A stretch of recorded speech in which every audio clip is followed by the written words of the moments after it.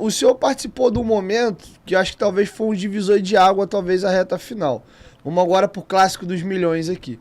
Na gestão do seu mandato, teve aqueles embates com o Vasco em 15 e 16, que foi o período que o Flamengo ficou 10 jogos sem ganhar do Vasco. E, inclusive, no ano, não me recordo agora se foi 15 ou 16, o Vasco eliminou o Flamengo em três competições no mesmo ano, que foi a Copa do Brasil, Taça Guanabara e Taça Rio.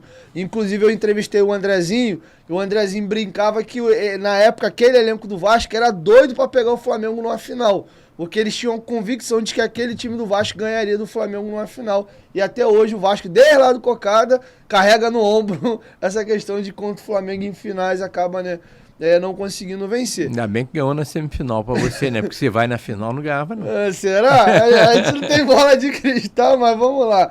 O senhor foi muito cobrado por essas derrotas em sequência pro Vasco? E como é que era o ambiente do clube lidar com aquele momento de caraca, a gente não ganha dos caras, maior rivalidade? Como é que era pra vocês lá? Não, eu acho que era normal, né? Isso acontece. É claro que eu era cobrado por mim mesmo, né? Porque era uma situação desagradável. Não só perder do Vasco, perder de qualquer um é uma coisa muito ruim, né? E aí aconteceu, né? Naquela ocasião. Tivemos alguns problemas sérios, né? Com a arbitragem naquele momento, né? Lembro daquele pênalti ali do...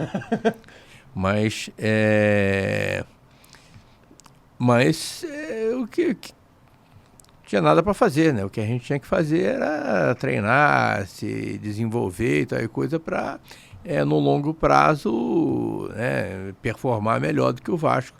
Isso acabou acontecendo, né?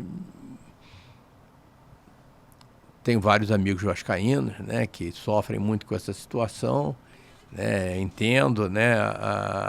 Tem vários amigos vascaínos que inclusive estão lá tentando ajudar, né? O Vasco, pessoas altamente competentes, que eu acho que vocês podem confiar. Mas naquele momento, efetivamente, a gente teve uma sequência de resultados negativos em relação ao Vasco, né? E depois isso foi revertido. Agora, uma coisa que eu queria ouvir de alguém de dentro do Flamengo, porque assim, e isso acontece. Tanto que o engraçado dessa questão, que o Flamengo ficou 10 jogos sem ganhar do Vasco, o Flamengo ganha em Volta Redonda com um gol de pênalti do Diego, ali cai a escrita, e depois o Flamengo fica acho que 15 jogos sem perder pro Vasco. Saiu de 10 sem ganhar e emendou o contrário. E aí acabou caindo isso ano passado, com aquele 3-1 no Maracanã, que poderia ter sido um 3-0. Mas um lance, pra mim, pelo menos, é muito emblemático, foi um jogo, se eu não me lembro, foi em Manaus, que é o lance que antes de começar o jogo, o Wallace, capitão do Flamengo à época, entra correndo no vestiário com a bandeira, enfim, com a bandeira no campo. E, inclusive, todo mundo no Vasco fala, a gente ganhou o jogo ali. Foi uma situação muito bizarra, que nem as crianças, os jogadores do Flamengo cumprimentaram. Isso teve desdobramento internamente dentro do Flamengo. Você pode contar um pouco daquele momento, bastante daquilo que você lembra de alguma coisa? Não, Dieguinho, se a gente tivesse ganho aquele jogo, né, de repente o gesto do Wallace teria sido considerado um gesto heróico, né, ia sair em todos os jornais. O Vasco ganhou aquele jogo porque ganhou o jogo melhor do que o Flamengo, não foi porque o Wallace fincou a bandeira no centro de campo, né, ganhou de 2-0, né, foi uma bela atuação do Andrezinho, inclusive, que é um rubro-negro, né, que já deu muito trabalho pra gente aí, tanto no Vasco quanto no Internacional. Quanto no Botafogo, né, mas o coração rubro-negro dele, né, deve cobrar isso dele de vez em quando, né, mas o Vasco ganhou aquele jogo, jogou melhor, parabéns pro Vasco, nada a ver com a bandeira do Wallace.